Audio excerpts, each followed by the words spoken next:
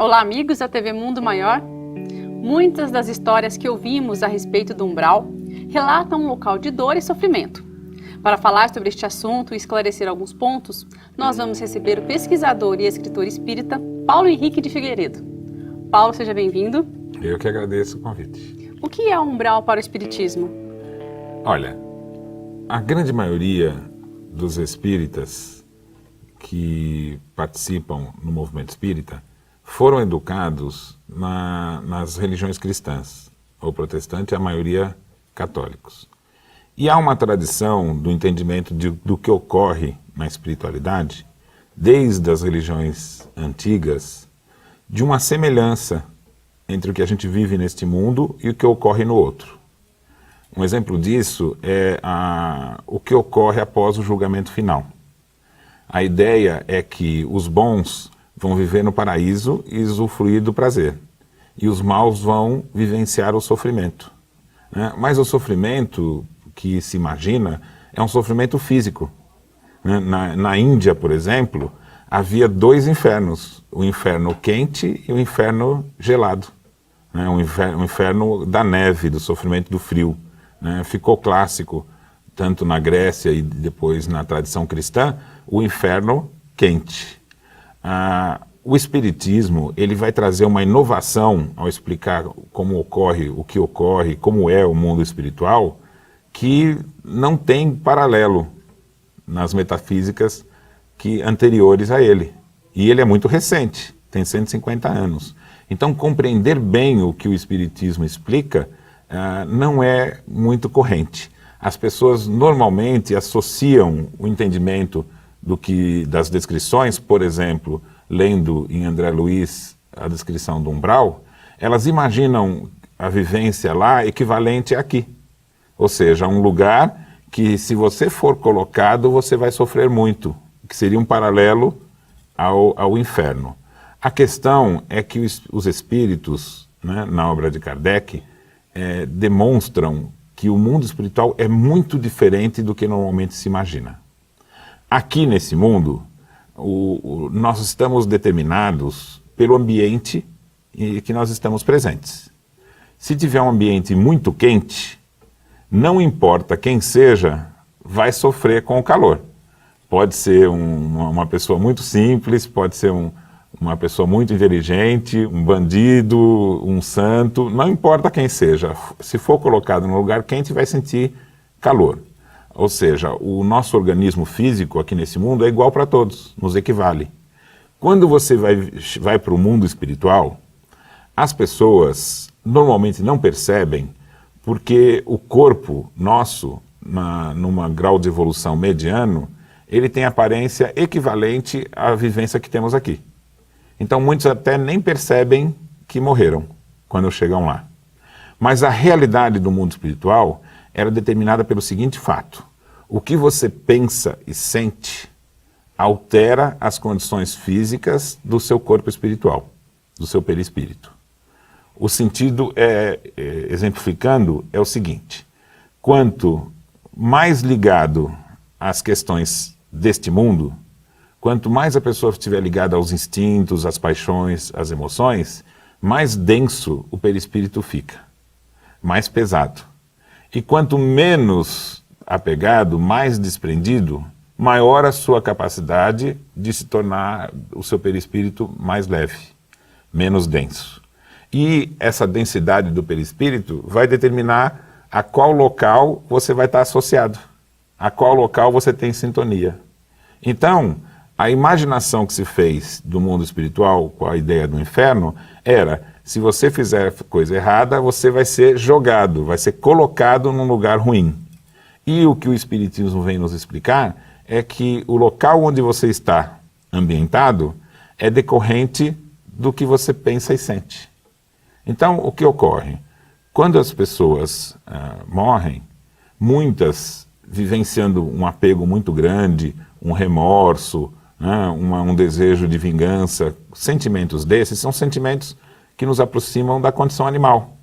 E no mundo espiritual, a consequência disso é ter um corpo denso, pesado. E esse corpo denso, pesado, vai fazê-lo vivenciar um ambiente com outras pessoas na mesma condição. Então, muito diferente da ideia do inferno, que é um lugar que, se você for colocado ali, não tem saída, o mundo espiritual realmente verdadeiro, como explica o Espiritismo, ele é ambientado por locais que você permanece ou sai dele por sua livre escolha. Você mudou o seu padrão de pensamento, você deixa a sintonia com aquele lugar. Então, o que acontece? Muitos espíritos, muitas pessoas que desencarnam vão para o mundo espiritual sem ter uma noção do ambiente que estão vivendo, vivem lá como se estivessem encarnados. Ficam em busca de alimento, ficam em busca de água, ficam em busca de abrigo, vivenciam as emoções do medo. Quanto mais medo ele tiver, mais denso ele fica. E sem reconhecer essas características, ele não percebe que estar ali é uma decisão dele. Então, no mundo espiritual não tem nenhum lugar que Deus vai mandar você ficar. Não tem nenhum castigo pré-determinado ou condição de sofrimento que vai lhe ser imposta. Tudo é fundamentado no conceito de liberdade. Você vai para onde você quer, você fica aonde você quer. E a decisão é tomada em virtude do seu padrão de pensamento e sentimento. E nós, encarnados em sonhos ou desdobramentos, nós conseguimos penetrar essas regiões assim um pouco mais densas? Veja bem, o que significa estar encarnado?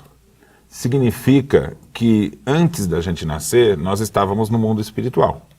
E nos ligamos, né, a primeira célula que representou o nascimento, o surgimento do nosso corpo físico. Quando essas células vão se dividindo, você vai se ligando a cada uma delas, até o momento que você está ligado ao embrião, e depois, quando a criança nasce, aquela sua consciência como espírito passa a ser determinada pelo cérebro. Você passa a pensar pelo cérebro. Mas, no momento que estamos conversando aqui, e aqueles que estão nos ouvindo em casa, a condição que nós estamos agora é estar pensando pelo corpo. Mas isso não significa que nós não estejamos presentes no mundo espiritual. Então, como a nossa consciência está no corpo, é como se o nosso perispírito ficasse ligado a ele, mais ou menos na mesma localização. Se nós vamos dormir, ou no caso de desdobramento, como você falou, o corpo dorme, a consciência do nosso cérebro se desliga e a gente passa a pensar com o corpo espiritual, com o perispírito. Estando de posse desse perispírito, onde estamos? Estamos num ambiente que temos sintonia. Então, enquanto encarnados, nós já temos um ambiente espiritual determinado pelos nossos padrões de pensamento. Então, muita gente fica preocupada assim e às vezes me pergunta, para onde nós vamos depois que a gente morre? E aí eu digo o seguinte, a sua pergunta não devia ser essa, a sua pergunta devia ser, onde nós estamos agora? Porque onde nós estamos agora vai ser onde vamos estar depois que a gente desencarnou. Então, como espírita, a melhor maneira da gente entender o espiritismo é reconhecermos que somos espíritos. Nós somos espíritos. Então, as consequências dos nossos atos não são futuras, são imediatas. Todas as decisões que a gente toma no nosso cotidiano, elas devem estar voltadas para termos controle das emoções. Não é não termos emoções, porque o nosso corpo necessita delas. A gente precisa de medo, raiva, a gente precisa ter a fome, os prazeres, tudo isso está relacionado à sobrevivência do organismo. O que a gente tem capacidade, como espíritos conscientes, é fazer uso de todas essas emoções e sentimentos e paixões nos limites do necessário. Morreu alguém, a gente fica triste com aquilo, e vivenciar essa tristeza é extremamente natural. Mas isso tem que se extinguindo, né? E a gente recuperar a vivência de uma tristeza do passado e ficar vivendo ela dias e dias no futuro é algo que nós não precisamos fazer, né? Aí a gente pode lembrar até a vivência dos animais. Eles vivem as emoções nas circunstâncias. Eles nunca se lembram de circunstâncias passadas e nem ficam projetando um futuro ruim. Então, o homem ganha liberdade. E com essa liberdade, ele tem que aprender que fazer uso dela, o fazer uso dessa liberdade, mantendo o equilíbrio, é a grande saída para a saúde, para o bem-estar e para a felicidade. E quanto aos espíritos desencarnados que se encontram num estado mais evoluído, eles conseguem transitar por essas regiões? Eles passam alguma orientação? Como que seria isso? Olha, imagina o seguinte, se você tiver um objetivo determinado, você vai aonde for necessário atrás dele, né? Então vamos dizer que você esteja fazendo uma prova de bicicleta, de enduro, de corrida, que você tem que passar pela lama, que você tem que rastejar, se enfiar numa mata. Se você tiver um objetivo determinado e ficar sabendo que aquilo é só um período curto, mas que tem algo que você vai conquistar com aquilo, você não sofre, não tem sofrimento nenhum com isso. Os bons espíritos, ao contrário do que muita gente imagina, eles não ficam como se fosse num céu. Ah, eu estou aqui no lugar bom. Não, eles vão aonde eles podem ser úteis. Então, eles têm a capacidade de alterar a densidade do seu organismo. E nessa alteração de densidade não tem nada a ver com sentir-se mal. Eles fazem isso com a intenção de estar próximo daqueles que eles vão ajudar. Porque se ele estiver invisível, ele pode inspirar. Mas muitas vezes, se ele surgir para um outro espírito num estado de igualdade, ele consegue ser muito mais tocante na sua mensagem, no seu conselho. Então, os bons espíritos, em grandes e muitos momentos nas suas missões, eles passeiam pelo mundo espiritual, do mais denso ao menos, sempre tentando levar a sua mensagem e o seu entendimento, fazendo com que os espíritos que estão ali despertem, né? O que eles não podem fazer é agir pelo outro. Então, se alguém estiver no mundo espiritual vivendo uma situação de dificuldade, ele pode se aproximar e sugerir, mude o seu pensamento, seja otimista, peça ajuda, né?